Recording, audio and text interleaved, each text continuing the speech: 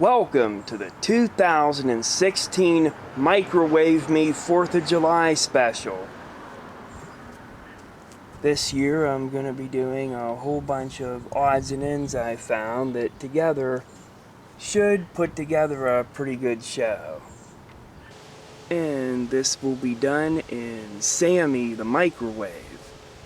She's Norwegian, so she doesn't celebrate the 4th of July. But she's going to be having a blast blowing up these fireworks.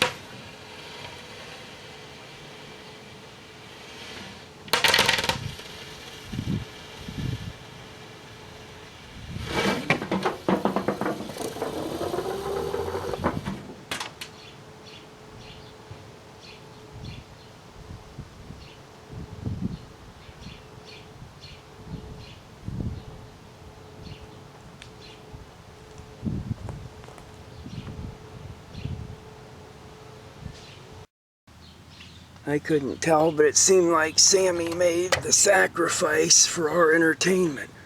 Whoa! Independent smoke. Don't breathe this.